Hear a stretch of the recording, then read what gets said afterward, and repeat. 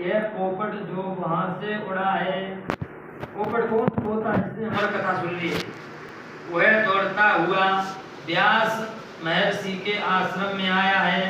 शिव जी उसके पीछे पड़े हैं। वह दौड़ता हुआ जो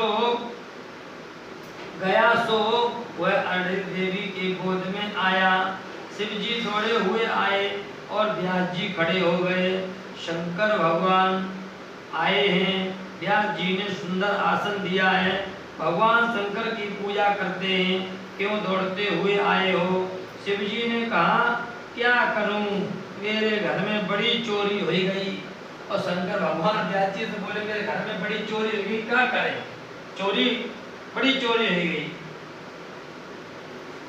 व्यास जी बोले आपके घर में चोरी हो गई, आपके घर में कोई चोर आए तो उसको निर्जल एकादशी ही करनी पड़े। आप किसी वस्तु का संग्रह करते ही नहीं। वेदों में तो आपका बहुत वर्णन है, तो आपके घर का चोरी हो सकता, आप तो निर्जला एकादशी करते तो कुछ भोग प्रसाद नहीं आपके घर में, भला का चोरी हो सकता? ऐसा व्यास जी बोले शंकर भगवान से। शिव विश्वनाथ हैं, सभी के पति हैं, तो चोर के पति भी शिव हैं। इसते नाना पतये नमः, इसते नाना पतये नमः। चोर के अधिपति भी शिव हैं और चोर के भी अधिपति, चोरों के भी देवता अधिपति देवता है भगवान शिव। सभी के मालिक शिव हैं। आपके यहाँ कौन चोर आए और आए तो उसको निर्जल एकादशी ही करनी पड़े। आप किसी भी वस्तु का संग्रह नहीं करते।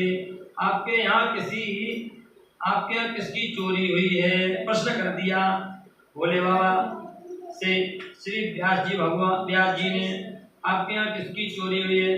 शिव जी ने कहा अमर कथा।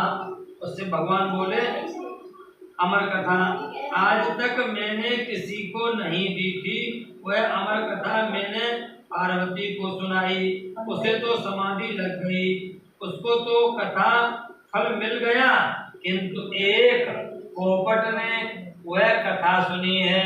वह पोपट आपके आश्रम में दौड़ता हुआ आया है। व्यास जी ने कहा महाराज अमर कथा का फल क्या है? और प्रश्न कर दिया, स्वयं व्यास जी ने प्रश्न कर दिया भगवान शिव से कि अमर कथा का फल क्या है? शिव जी ने कहा जो अमर कथा सुनता है वह अमर हो जाता है। व्यास जी ने कहा महाराज आपके मुख से जिसने अमर कथा सुनी है उसको तो मुझे ऐसा लगता है आप भी नहीं मार सकते। और प्रश्न कर दिया कि आप अमर कथा सुन ली, अब तो भोले बाबा से कहे आप भी नहीं मार सकते हो। वह अमर हो गया। हाँ बेटा वह अमर हो गया है। आपके मुख से उसने कथा सुनी है, उसको आप कैसे मार सकते हैं? छोटू आप राम राम लिखिए, ज्यादा बोलिए नहीं। आपने एकांत में माता पार्वती जी को जो अमर कथा सुनाई है वही कथा मैंने भागवत में लिखी है। कृपा करो मेरी भागवत की कथा करने के लिए मेरे यहाँ अवतार धारण करो। और भोले बाबा तो आए थे चोर को पकड़ने, और व्यास जी भगवान कहते हैं कि अब भाई कथा लिखे श्रीमद् भागवत जी की धरे थे, उन्होंने जो कहते हैं आप ऐसा करो, आप हमारे यहाँ कथा करो। भागवती की कथा करने के लिए मेरे यहाँ अवतार धारण करो, कहते मेरे अवतार ले वो, अनेक जीवों का कल्याण होगा। शिव जी ने कहा संसार में कौन आए? संसार तो कोयले की खान है। भोले बाबा कह रहे संसार में कौन आए? संसार तो कोयला की खान है। संसार में जो आता है उसको माया नहीं छोड़ती है। महाराज माया आपका क्या कर सकती है? आपके मस्तक में गंगा जी हैं, आपको माया क्या करेगी? आपको जो समाधि में आनंद मिलता है वही आनंद जगत को देना चाहिए। अकेला खाए सो ठीक नहीं, आप दूसरे को आनंद दोगे तो आपका क्या कम होने वाला है? और कहते हैं आप दूसरे को आनंद तो आपको क्या कम होने वाला है? हे माया कम होने वाला है, माया आपका क्या कर सकती है? प्रश्न कर दिया। व्यास जी ने बहुत आग्रह किया। मेरी भागवत की कथा करने के लिए मेरे यहाँ पुत्र रूप से प्रकट होइए। बहुत दिन से मैं पंचाक्षर मंत्र का जाप करता हूँ, कृपा करें। शिव जी को दया आई है। शिव जी ने देखा अरणी देवी की गोद में वही पोपट है। इसने मेरे मुख से अमर कथा सुनी है। शिव जी ने केवल नजर की है, केवल दृष्टि देने से पेट में गर्भ रहा है। अरणी देवी के पेट में सुखदेव जी महाराज श्री कृष्ण का सतत ध्यान करते हैं। सतत श्री कृष्ण का ध्यान करने से उनका श्री अंग श्री कृष्ण के जैसा श्याम हो गया। आप जिसका चिंतन करते हैं वैसा स्वरूप आपको हो मिलता है। बहुत दिन तक माँ के पेट में रहे। व्यास जी ने कहा है, बेटा अब तो तेरी माँ को त्रास होता है, बाहर आ जाओ। श्री सुखदेव जी ने कहा, बाहर आने पर कदाचित माया मुझे स्पर्श करे तो माँ के पेट में ही श्री कृष्ण का ध्यान करता हूँ।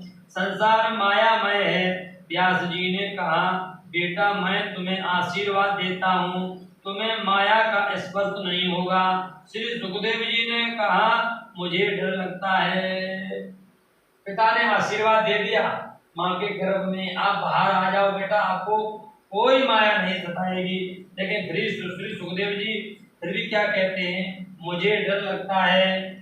आप मुझे बेटा बेटा कहते हो, आपके मन में भी थोड़ी माया है, क्योंकि तुम बेटा बेटा कह रहे हो तो वो माया नहीं है।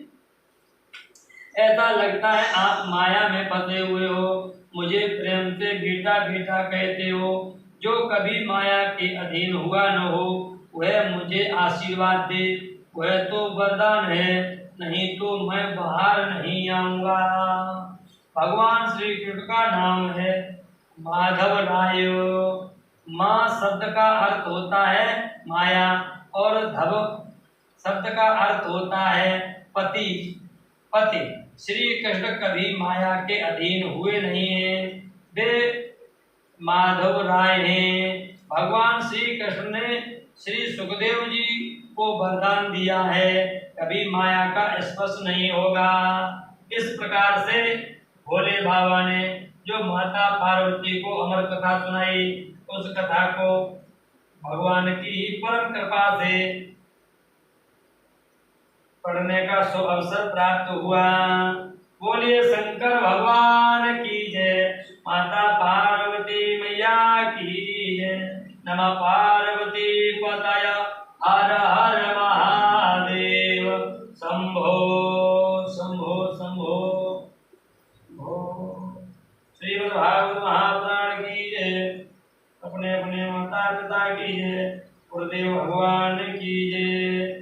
जय जय श्री राधे श्याम, जय जय श्री राधे श्याम, जय जय श्री राधे श्याम। नमः पार्वती पतय हर हर महादेव। शंभो। हे गोविंद कृपा करियो, हे गोविंद दया